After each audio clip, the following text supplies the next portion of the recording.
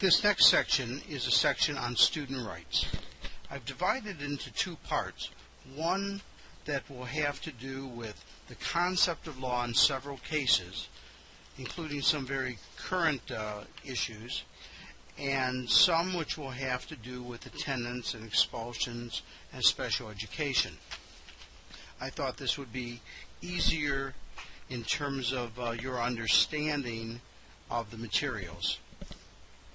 I first would like to start with what's called the concept of law, and 9 questions that one might ask as they become involved in administration.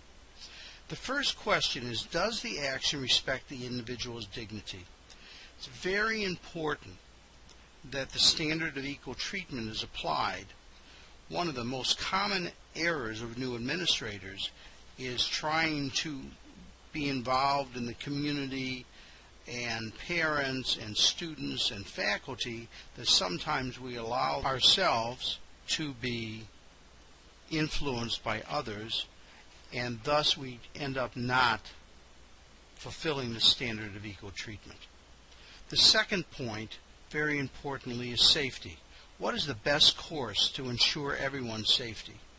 We are certainly responsible for the safety of all of our students, all of our staff, all of our parents, all of our support staff, and anyone else that's in our building at any one time. The example that I give is a student who assaults another student may not benefit themselves from expulsion. However, you have to be concerned not only for the student but for the need to protect others. Therefore, you move for suspension or expulsion. The amount that occurs is really up to and has to be commensurate with the offense itself. The third point is that of student welfare. Our primary charge is to educate children of all ages. 2 things become of importance here. One is we have to respect all of our children, and we have to make sure that safety are first. All those Maslow needs really become entwined in student welfare.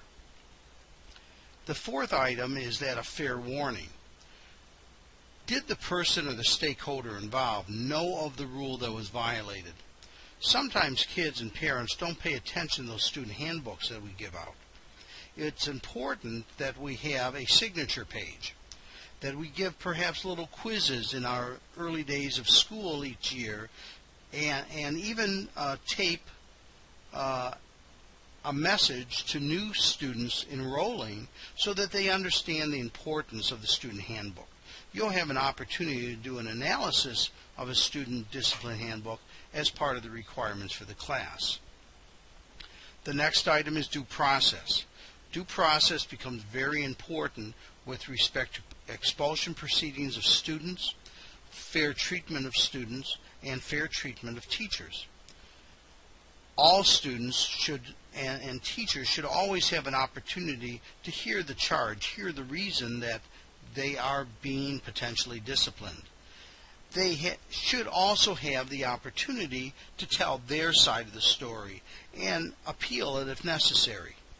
The case that comes to mind is the premier case in this area, and that's Goss versus Lopez, 1975.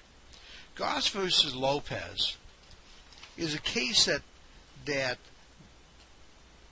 the court found that even though the students were suspended without hearing and went through several phases, that the youngsters should have some opportunity to explain. And we'll look at that decision in just a moment. The next piece is consistency. Have you taken an action that's consistent with what was done for others? Whether it's a teacher or a student. A teacher walks in late constantly, and because they're a friend of a friend of a friend, they're not disciplined. But someone else who's not as well liked walks in late and they're disciplined.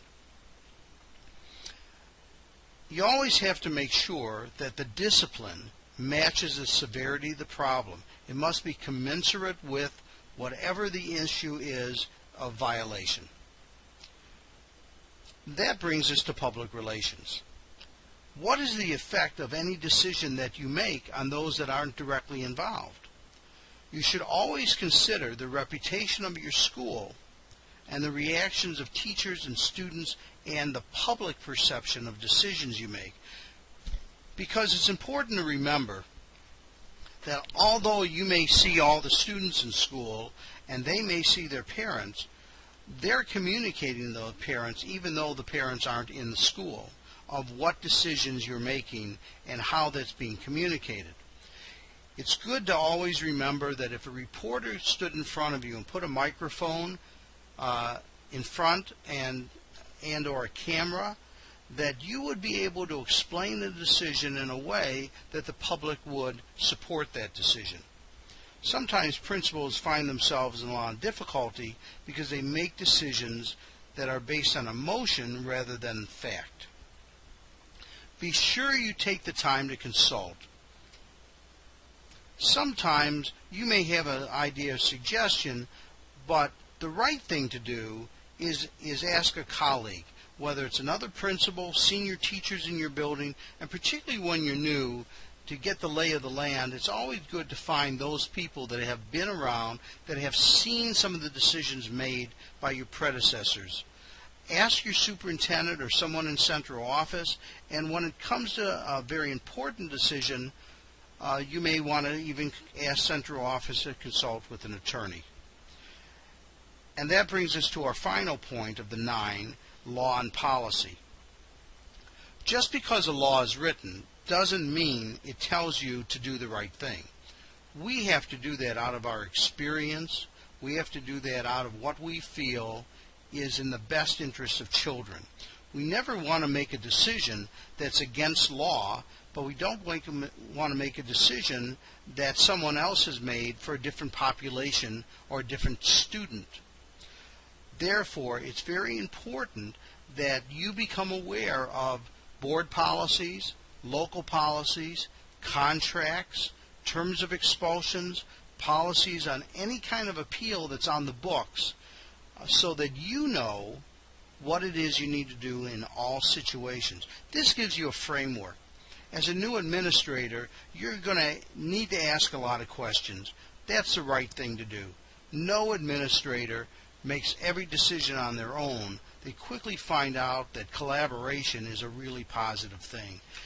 And when you have a serious situation, once again, be sure you talk with central office and or the school attorney. When we talk about student rights and responsibilities, there are 2 areas that students are very informed about. One is the very formal teaching and learning, where we discuss with students what the rules, the expectations, and the procedures of a school are. But there's a second curriculum, a second layer, and that's the student's code of conduct. The student's code many times is known as a hidden curriculum. This involves how they behave, how they socialize, and all those affective things that aren't always covered by every line. Your student code of conduct will not cover every eventuality. Only experience will teach you all the many, many things that will occur in a school building. The National Association of Secondary Principals talks about 4 issues that administrators should be particularly attentive to. One is the issue of respect. The second is the issue of fair warning. The third, the issue of due process. And the fourth, consistency, a very critical element. When we look at some of the case laws that have been ruled on and found over the years by the U.S. Supreme Court and other level of courts, we look at those in this section that particularly apply to students and student rights.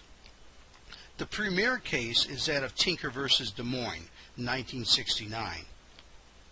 This is a case that involved 3 students who came to school with black armbands and their principal suspended them. Well, this was a case that established the student right to free speech and free expression, First Amendment case. Without looking at the next slide, I would then ask you to look at how did the court rule. Well, I won't leave that too long for you to read. However, the main finding in this case came from one of the justices who said, "It can hardly be argued that either students or teachers shed their constitutional rights of speech or expression at the schoolhouse gate. In this case," and this is one of the very few cases that the court ruled against the school, they went on to say, "Free speech extended to students in school and could not be prohibited unless it materially or substantially interferes with the operation of the school." And once again, we're hearing the same words that we talked about earlier in the religion section. The next case to look at is Goss versus Lopez in 1975, who demonstrated in a high school and junior high school in Columbus, Ohio. During the course of this demonstration, there was property damaged, classes were disrupted, and one student attacked a police officer. The students that were suspended as a result sued the school district as a violation of their 14th Amendment rights of "Nor shall any state deprive any person of life, liberty, or property is a school attendance, without due process of law." The school did not conduct formal hearings for the students, nor really informal hearings. The youngsters were just suspended. So the court ruled a couple of things. First, the court said that students facing suspension and the consequence interfered with protected property interests, their attendance, must be given some kind of hearing. It didn't say a formal hearing, but it did say some sort of meeting or hearing. Fairness can rarely be obtained by a secret, one-sided determination of the facts. Secrecy is not congenial to truth-seeking. No better instrument has been devised for arriving at truth than to give a person in jeopardy of serious loss notice of the case against him and the opportunity to meet it. This is one of the cases that the court ended up ruling against the school. However, prior decisions that led to this U.S. Supreme Court supported the school. The next case is commonly known as Bong Hits for Jesus. It is a case called Morris versus Frederick, a fairly recent case, 2007. The question that was posed is, can a public school principal legally suspend a student for advocating drug use during a school-sanctioned and school-supervised event which was across the street from the high school? The school district and the principal ended up losing the case in front of the Ninth Circuit Court, which ruled that the principal did not prove that the student's message posed a risk of substantial disruption as required by Tinker, which is the precedent case. But the Supreme Court looked at the case and they said this: consistent with these principles, we hold that schools may take steps to safeguard those. As a result, finding that in this case the student's action was not a protected political speech, but it was a close ruling, 5-4. The Supreme Court looked at the Ninth Circuit and reversed it in favor of the school. Our cases make clear that students do not shed their constitutional rights to freedom of speech or expression at the schoolhouse gate from Tinker 38 years earlier. At the same time, we have held that the constitutional rights of students in public schools are not automatically coextensive with the rights of adults in other settings. That came from Bethel. And the rights of students must be applied in light of the special characteristics of the school environment, and that came from Hazelwood. In the next group of slides, we'll talk about the selling of marijuana on campus. We'll take a look at the 14th Amendment, which is part of that. We'll take a look at a case called Bang Zero Tolerance, off and on probation, case to post or not post on MySpace. And we'll take a look at a few other cases like the Bethel case and students and the internet, and we'll continue to discuss student rights and responsibilities.